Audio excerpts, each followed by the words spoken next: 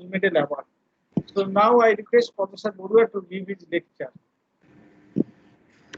So thank you, Professor Pan. I'll just share the transparency first.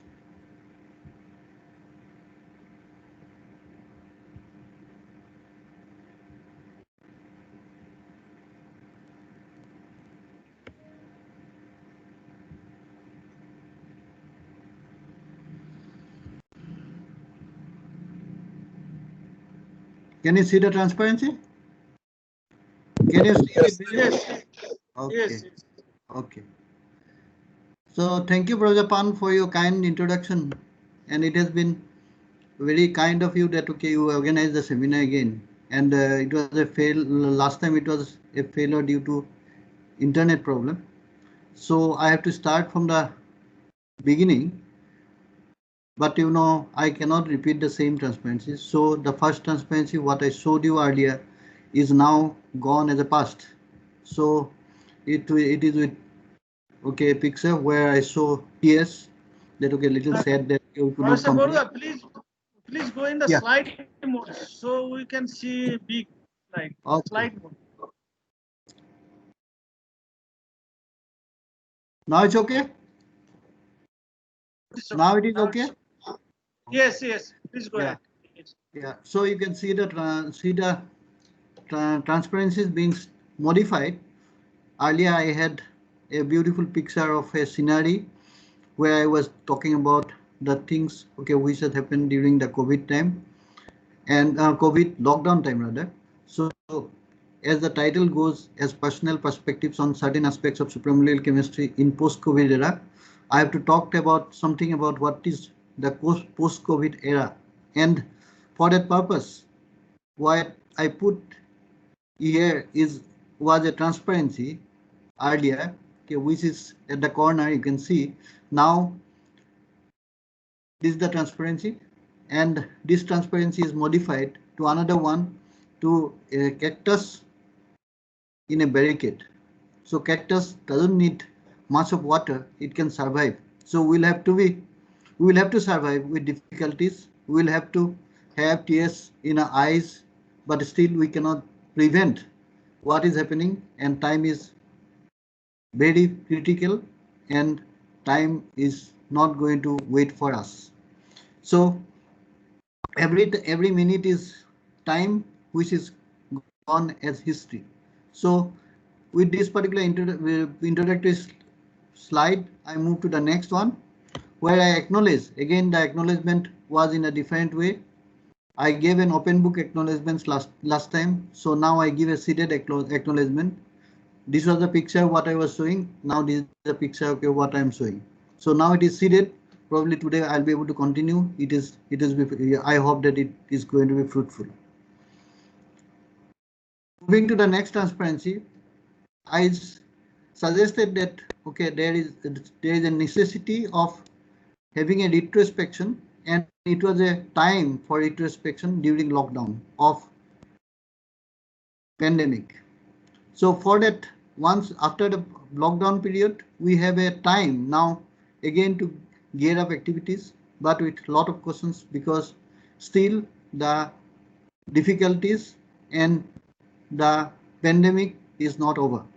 So the time beyond the day of lockdown or beyond the period of lockdown, we can call it as post-COVID because there was a halt of everything.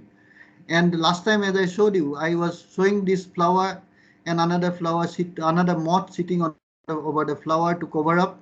I was suggesting that this moth will go away, but this time, what I have to show you that 2 years, 2 years having water drops at the edges, just very eagerly waiting when the things will go good or happen good. The flower also is trying to bloom again, though it looks very little bit deteriorated. It will again get water, and again it will bloom. Now if you look at the roads, last time I was suggesting that we'll have a green part. Now we had to really divert a little bit because last time we could not complete the seminar. So we have a red part. Still we will see that this path is going to be green beyond a particular point. This entrance is narrow. Now, coming back to the point of chemical science, why the COVID period is going to cause concern. The chemical science is fundamentally experimental and deals with various aspects of the routine activities as well as necessity for life. Hence, we cannot avoid the practical aspects and the experimental side, and if it is halted, there will be serious problem with the future scientific activities.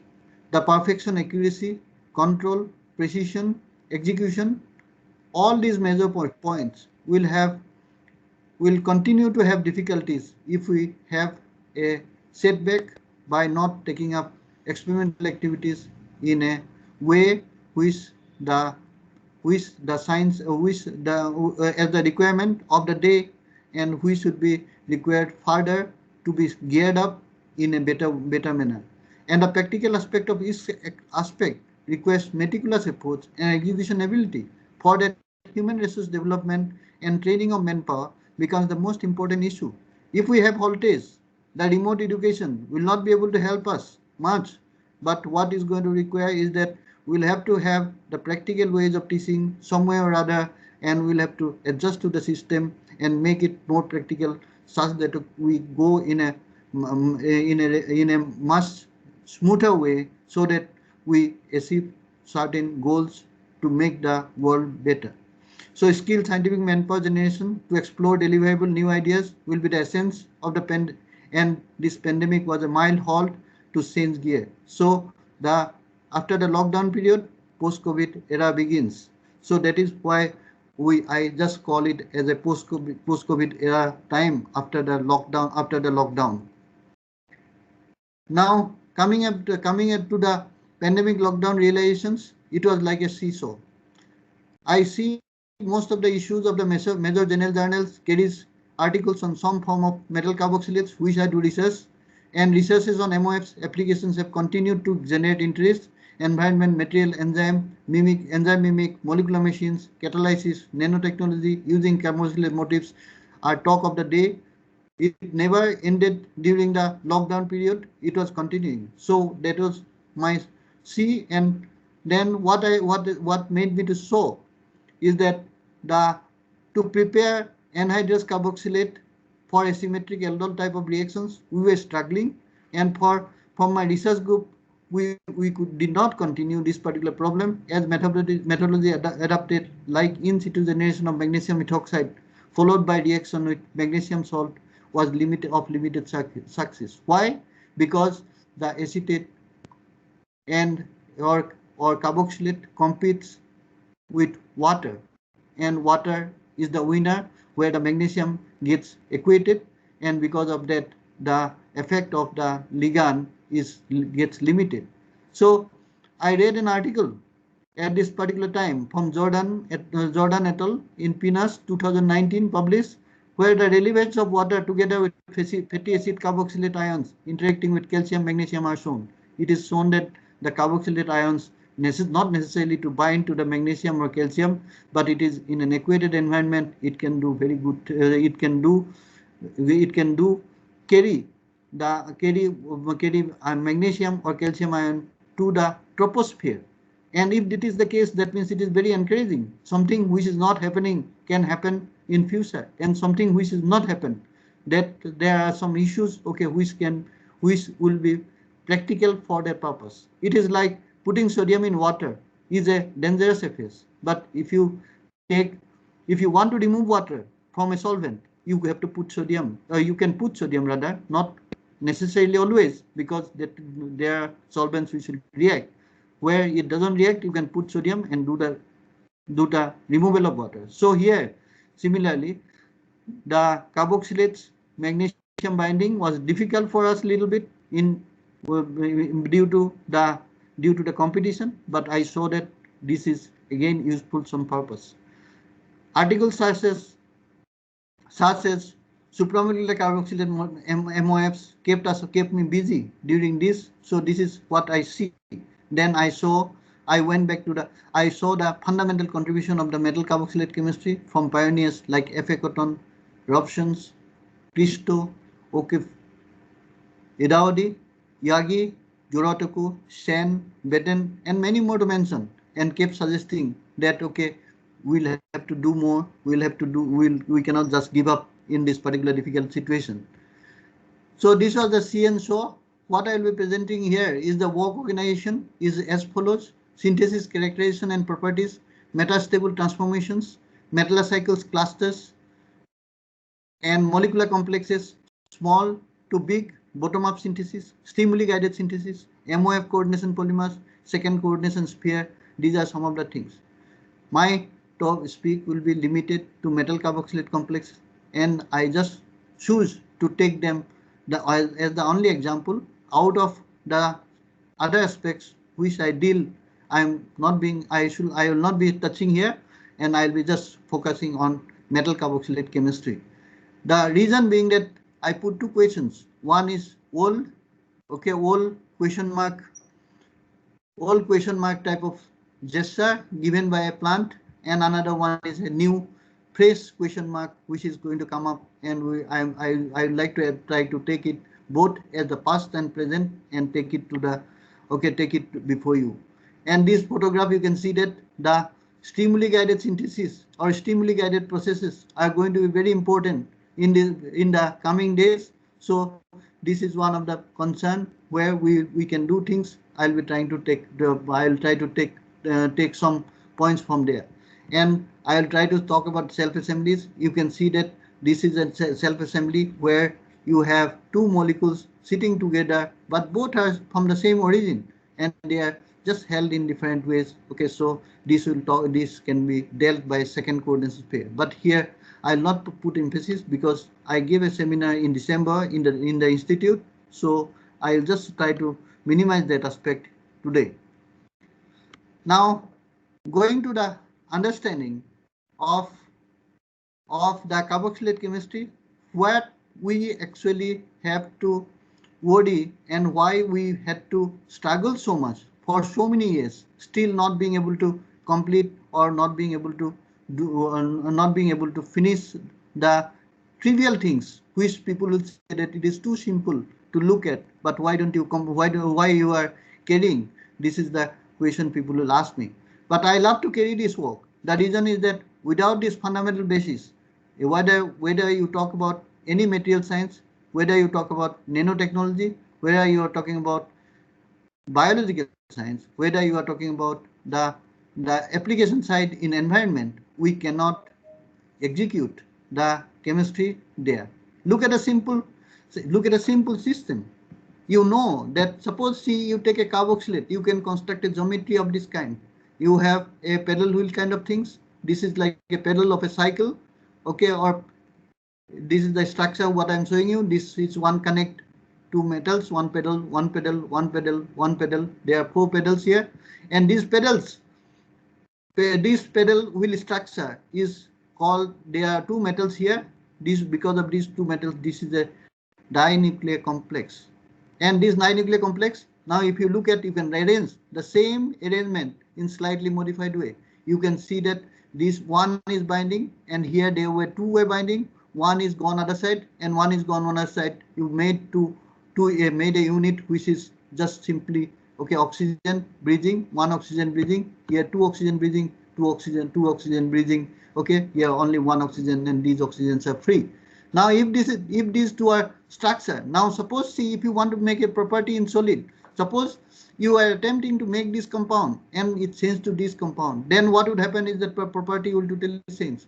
Where one of the property which you can easily think of is that suppose you talk about magnetic properties of the 2 metal interacting. Now you can see the distance, or you can see the binding pattern, or you can see the overlap patterns of the orbitals will change accordingly, and it will show drastically different magnetic properties. And if you talk about optical properties, now if you talk about put a tether, okay, if you put a fluorophore site here, and if you are trying to make these two geometry, difference between these geometry, you can see that the distance of the functional group will be far apart, and the orientations will be guided by again the steric conditions or the stereoelectronic effect, and this is going to make a difference in property of the Now the same system, suppose see you dislodge it just as such.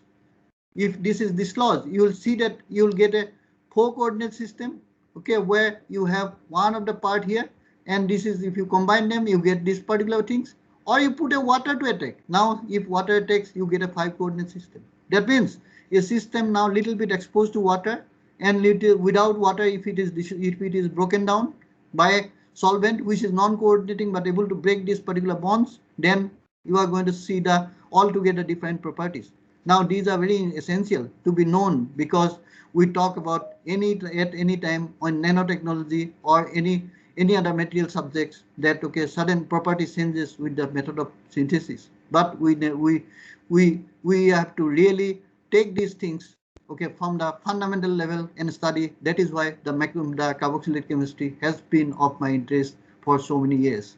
Now if we are talking about the main points: functional group variations, reaction conditions, ancillary ligands, building blocks, self-assemblies, and reactivity to applied materials. These are the where it is going to make impact. And unless and until, see, if we say that the slight variation of the solvent makes a stereochemical change in organic reactions, people will get the result, no doubt. But what was the fundamental understanding? How it has happened? Where the twist was? How the stereospecificity or regiospecificity has come from these particular systems? So those are to be understood at the molecular level. And these, without this understanding of these molecular these complexes at the molecular level, there will be mechanisms will go wrong, and it will be just writing some cycle in catalytic cycles, some of the intermediates taken from another unproved intermediate which was reported earlier without anything as a or would put as a hypothesis rather than a foolproof mechanism which is being established. So the point is that I did not want to give up these particular things, and I have been continuing, and I'll talk about details about these things. And that is why to hold graphs on the synthesis of the target complex, structural property correlation, peptide materials, these are the points which I want to do, which I have been trying to do. You can see that this is a particular instrument which is available in this part of the country, and it is found in the worshipping place, or it is found as a alert system where you give alert to the people to this is the morning time, or this is the afternoon time, this is the worshipping time, and this is the prayer time. All these kind of things happens, or even during the prayer you use this particular equipment. So now see, if you look at these pictures, okay, now I move to the next picture. Why assembling is important again. We have been trying to establish another point, is that can we make a unit of a particular dimension? See, when you talk about nano dimension, it has a dimension of 100 nanometer, okay, or 1 nanometer, or 50 nanometer, some nanometer range, right? Now, but my point is that can we not have the smaller building blocks, dimer, trimer, tetramer, or multi-component system being held together inside a molecule, and then you can study in systematic way. These are obtained, no doubt. They are being held in, and they are encapsulated in MOFs, they are encapsulated in coordination polymers, but the fundamental understanding from build-up principle to get a dimer, get a trimer, get a tetramer is still in equation, still to continue to be equation. It is not going to be difficult